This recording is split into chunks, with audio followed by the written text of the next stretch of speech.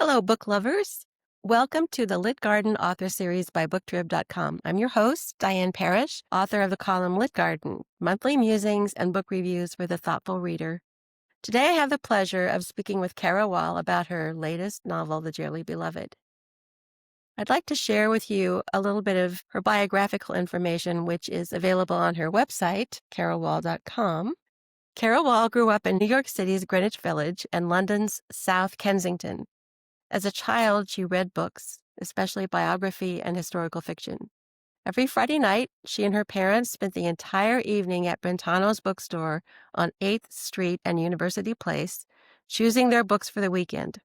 After reading the books in 2 days, Cara spent every Monday afternoon at her school's library finding new books, always dismayed that she could only check out 2 at a time. Cara attended Grace Church in New York City, Glendover Preparatory School in New York, and Emma Willard School, Stanford University, and the Iowa Writers Workshop.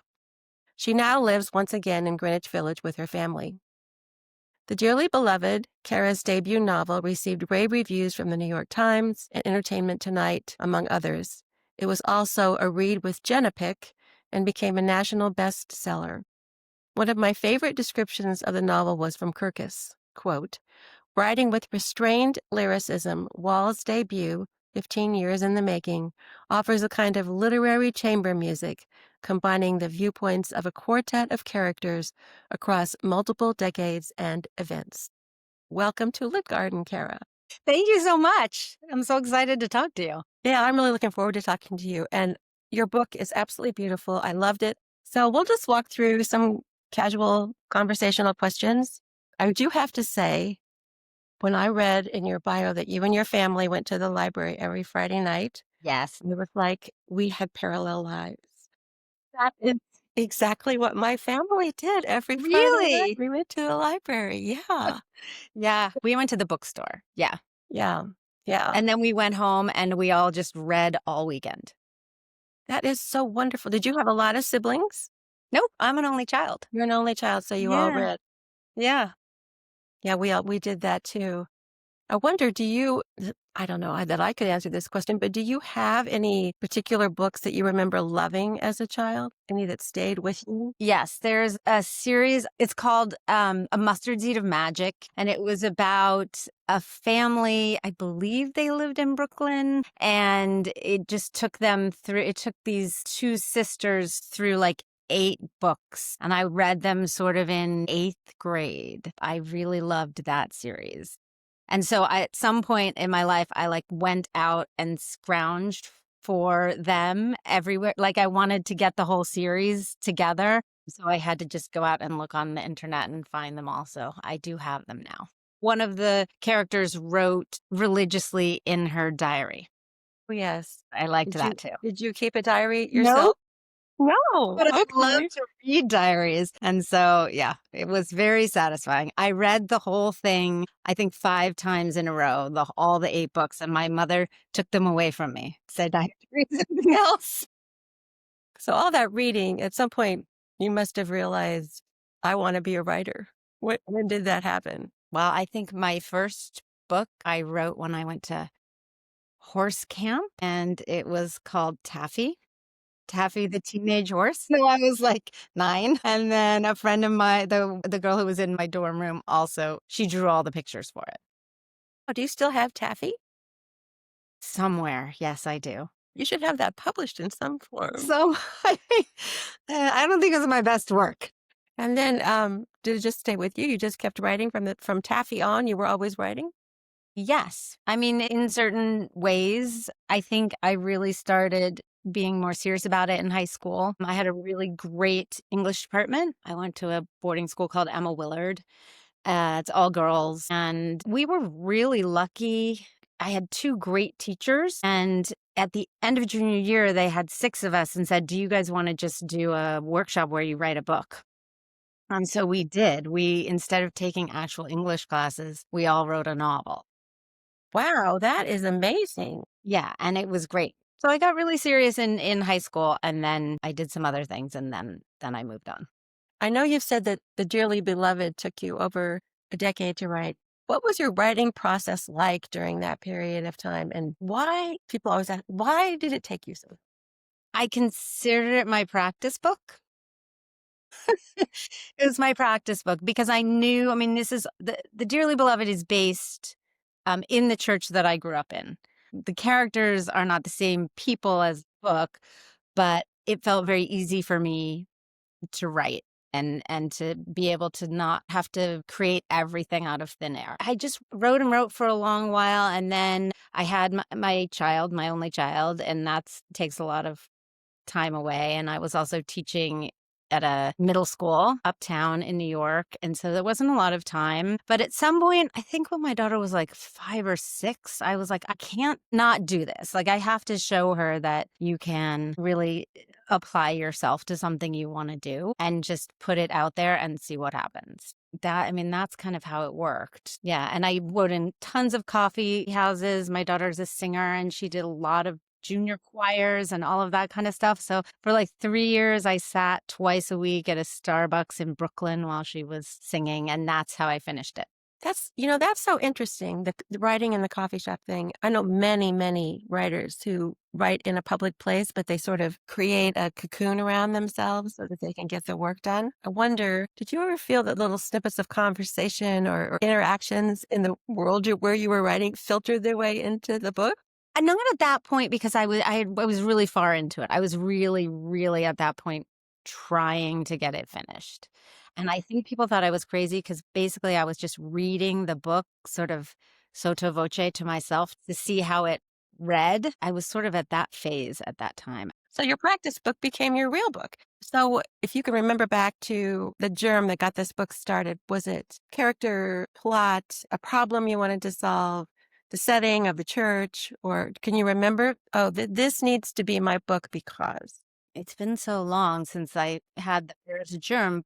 It was really written in the church, about the church. I mean, about these characters in the church, and they're semi-autobiographical. And so it felt easier for me. I had the timeline all kind of laid out just because of the history, and the characters are based on the two ministers that I write about in the book and their wives. They're vastly different than the actual people, but it was easier for me to put my characters in a place and a time that I was very familiar with.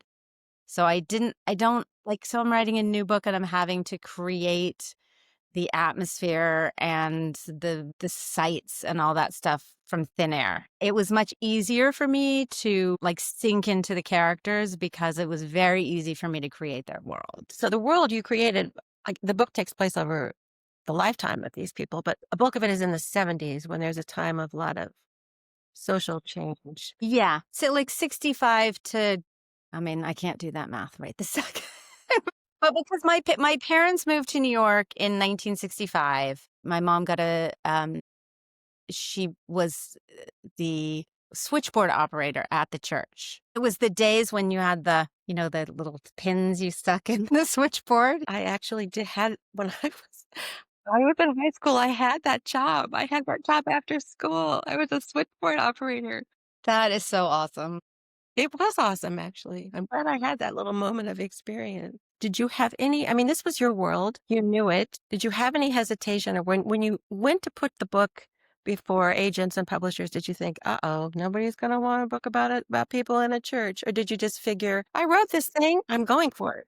Well, no, actually, because I grew up in churches, I was like, people don't want to read about churches. Like, churches are the weirdest, quirkiest, interesting place. And I didn't really think about the theology. I mean, I thought about theology in terms of each character's concept of it, but I never thought, oh, I'm going to write about this church and what they do and how they're supposed to be. And I was very surprised when people were like, oh, you're writing a religious book. And I'm like, I'm writing a religious book? Am I? I just think when you're steeped in that for so long, it just seems normal. I also, to a large extent, grew up in the church.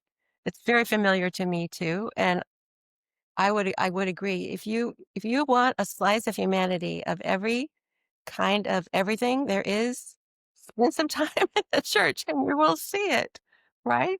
Yes. And so, they were co-ministers and some people were like, well, that can't be. And I'm like, that's actually what it was.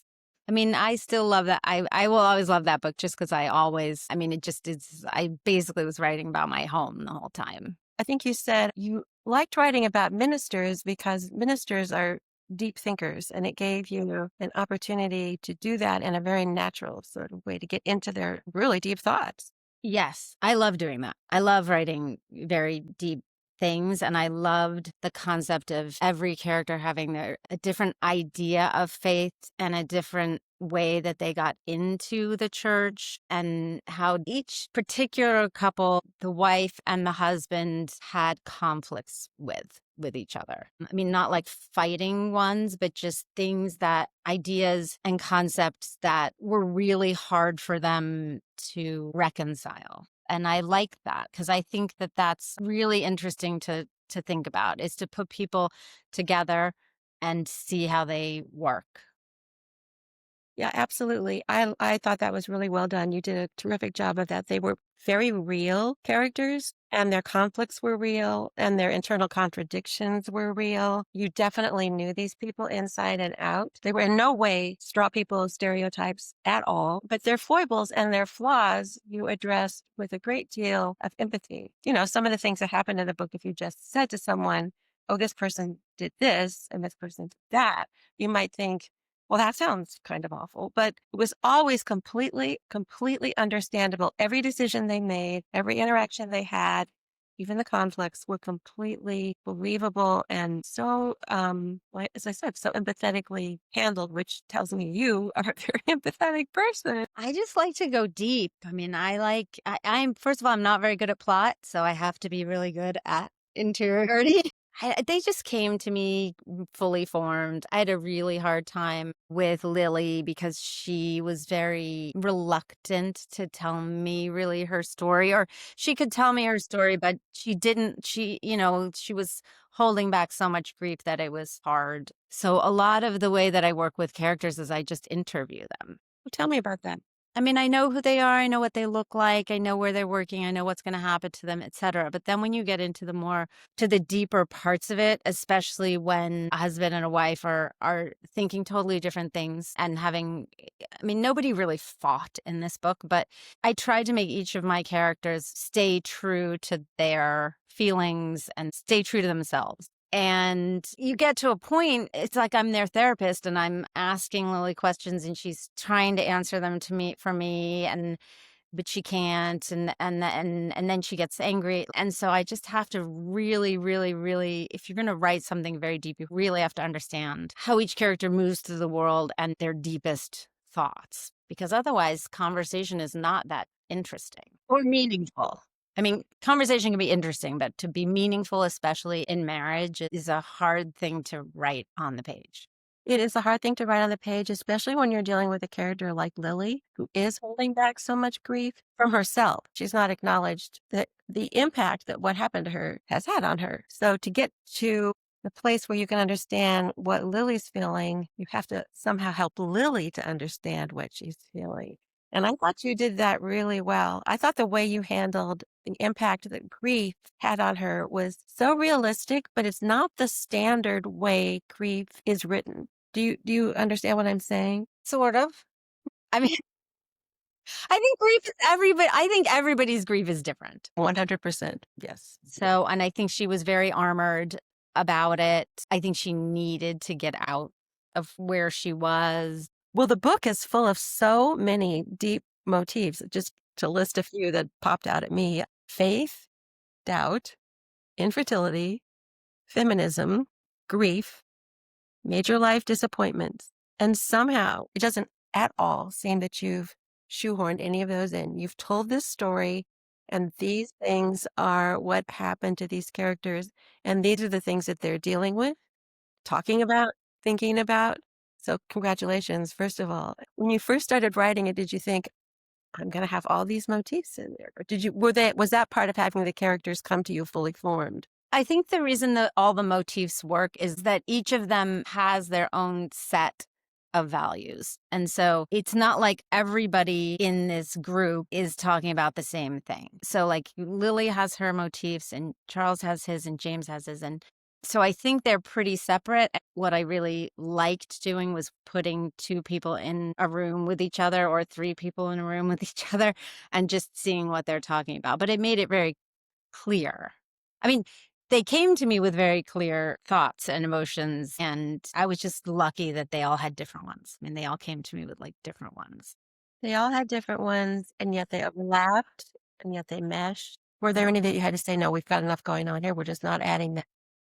So one of the things that I got a little bit of pushback for was adding the two younger characters, Annalise in particular. And my editor didn't love that because I wanted them to get married at the end, the two of them, because I wanted there to be this motif of passing on like everything that the first four characters had learned and putting them in the taxi after their wedding and waving them off and saying, like, this is going to be hard, but we're here for you. And they go off. And she didn't like that.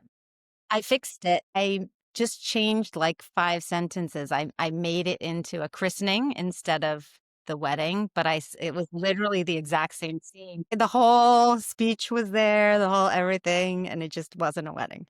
So I was fine with that in the end. Characters arrived fully formed. The motifs arrived with the characters. Did you already know the ending when you first started Yes. writing the book? Yes, Yes. definitely.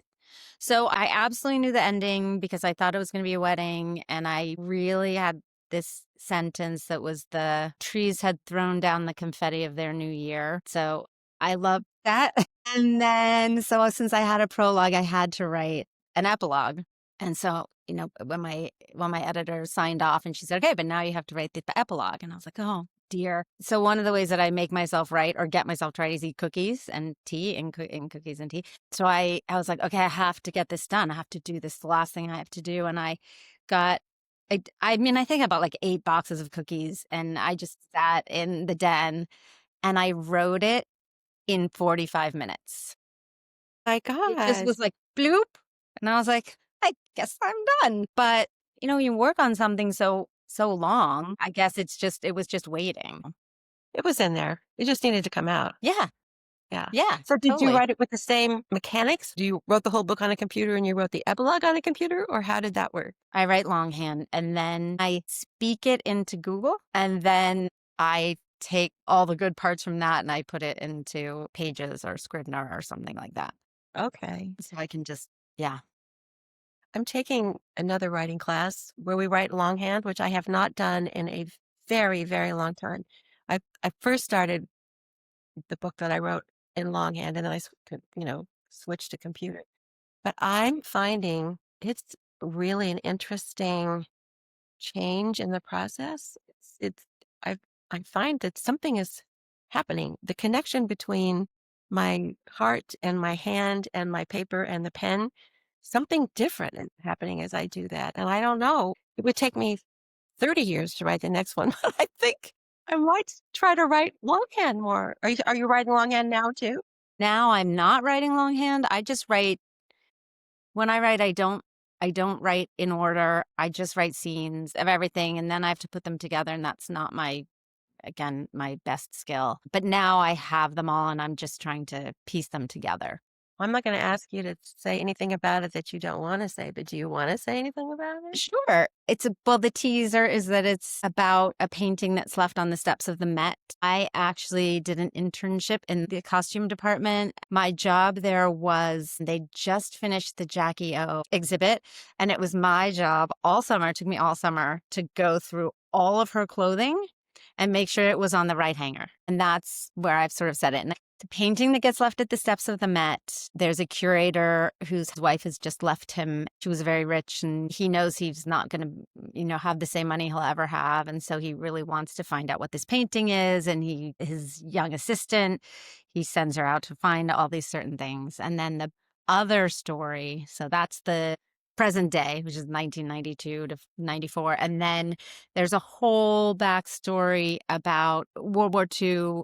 It's war, and somehow this uncle takes these young girls to keep safe during the war. He's working with the resistance and he's doing documents. At some point, the girls are just they've been hiding for so long, and he finds these paintings, and they all start copying, not forging, but like copying all of these paintings to kind of confuse the people who are coming and stealing and doing all of that stuff. So that's sort of it. There's a wonderful love story set in Capri in the second third of that book. Love that part.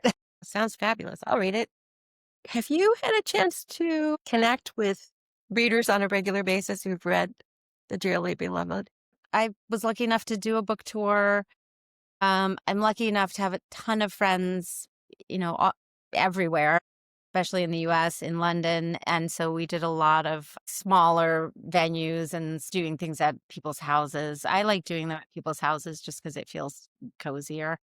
And I know that somebody there likes me. I was a Jenna Book Club pick, and I think I was like her sixth. Like, it was crazy. It was really, really early. She had this huge, amazing book convention in Nashville, and my daughter was doing an internship in Nashville. So I went. I wasn't like a speaker or anything, but I went to this event, and it was amazing. And I was like, wow, that was worth it. It was worth going there. I mean, it was really fantastic. She had all of these incredible musicians. And I mean, it's the best convention I've ever been to. It was really fantastic.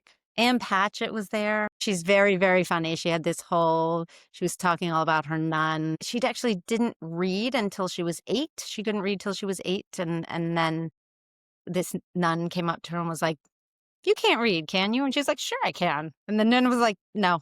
And so for like 4 years, she spent every recess in with her nun, teaching her how to read. Thank goodness for that nun. So, I want to ask you just some fun questions. Who are your writing role models? Anne Patchett, Elizabeth Gilbert. I actually made quite a big fool of myself in front of Elizabeth Gilbert because I was at this fundraiser and I didn't really know she was going to be there, but she was like the hostess. And this was at the point where my dad was like carrying around my books, like before they even came out. Like, he would always have one in his pocket of his suit. And he was like, "Why didn't you just give this to her? Why didn't you just say this is my book?" And I was like, so anyway, I did. And then she endorsed it on Instagram, and I was like, okay, I'm glad I did that. But yes. What are you reading right at the moment? What am I reading right at the moment? It's hard to read when I'm writing a book. Well, some people don't. Some people just specifically don't want that interference. I like to read long series. And so I'm reading like a fantasy thing right now, which is like, I don't know, 16 books. And the next one just came out and it's 1,200 pages. And I'm so excited. I'm like, well, it's going to take me a long time to read this, at least 5 days. So I can't read fiction while I'm writing because I get jealous. I get jealous of how good the other books are. And then it kind of just takes a little bit of air out of my balloon. And then I have to build myself back up. So I don't do that anymore. I have 2 book clubs and I read for those, but that's it. I was going to say, are there any books you've read more than once? But the Mustard Magic people, you read that, what, 8 times? I've read, not for a long time because I'm in 2 book clubs and we do one every month. So 2 different ones. One is more, we kind of try to educate ourselves about issues. So we will read like for 6 months, the same kind of different people thinking differently about the same topic. And then the other ones are generally it. So we just had our 25th book club anniversary. We went to Mexico City to celebrate. So that's been like a really like mainstay of my reading for things that I wouldn't think about reading. My book group is coming up on 25 years too, but we have not talked about a destination. We thought we would pick a city that had to do with books that we're reading this year, but we haven't selected all the books this year yet. We're reading Buckeye, which is in Ohio. I love Ohio. It's great, but I don't want that to be our big 25th anniversary destination. How do you choose your books? So it basically boils down to everybody comes with their selections and we talk about all the books. It's everything from classics to current novels, biography, whatever. And then we say, I've already read that one, or that sounds good, or whatever. And then it kind of works out that each person gets a month. When it's your month, you open your house and open a bottle of wine, and then everybody comes in and we talk about the book. How about you? Ours was created by lawyers. There are bylaws and we vote. So one person chooses 3 books and then we all vote. And that way nobody is on the hook for a bad book. Like we've all chosen the book. That's actually a good idea because we end up apologizing. Like I've chosen a book that people didn't like, but I don't care. I say, I didn't write it. I don't care. That's good. I mean, everybody has a very strong sense of what they want to read. So if everybody did that, I don't think we would have been together 25 years. Probably not. Now, if you were totally on your own, you're on a deserted island, you could only have one book, what would you bring? Oy vey. I can't remember. I can't remember Elizabeth's. Oh, the Something of All Things. What is that book called that I can't remember? Signature of All Things. Signature of All Things. Yes. That is a fabulous book. Yes. There was a lot in there. And it's long, so I can. Yes, I really like reading long books as long as they're good. Yes, as long as they're good. What's your favorite book been? It kind of changes. I absolutely love Middlemarch, and I've read it 3 times. So I could bring that again and be very happy. Sometimes I say, well, I have the complete works of Shakespeare and a book about this fat, so I could bring that. If I were a better person, and I mean this, I think there's probably enough in the Bible to keep me going for a year, but I would have to, it's more work to get everything out of it than the other books I'm talking about. So I probably would be lazy and pick a book that force spoon fed to me. So my really intellectual book club, we read Middlemarch over last summer. And it was so funny because we all came and we were like, wow, wasn't that narrator amazing? And it turned out we all had 5 different narrators and we all loved the narrator that we got. You mean you were listening to it? Yes, we all listened to it. It was so funny. And so then we all took our phones out and we were like, listen to mine. No, listen to mine. It was very funny. I'm listening to a Trollop right now, which I have not read for a really long time, The Warden. It is so funny and so timely. I'm absolutely hooked. But I'm listening so that the British accent comes through and makes it easier to get a kick out of those names. It's very fun. My narrator for The Dearly Beloved, they sent me, I had like right of refusal on almost everything. And they sent me like 10 different people. And I was like, I don't like any of these people. I don't like any of these people. And then I called a friend of mine who's a voice actor. And I said, do you want to read my book? And maybe, because, narrate it. And she was like, sure. Oh, well, let me see. And she was like, oh, yes, I do. And then she won this great award for it. I didn't know that. I listened to your book too. I listened to it the first time and then I checked it out from the library in advance of this interview. I thought it was really great, a great Audible book. Yes. She won the Golden Ear or something, which is apparently like a big hit. So she was like, thanks so much because I got a new agent. But it's crazy, it's crazy how a narrator can change the book. It's very important. Yes. Yeah, agree. Cara, I've kept you so long. Thank you so much. But I have one last question before we go. Good.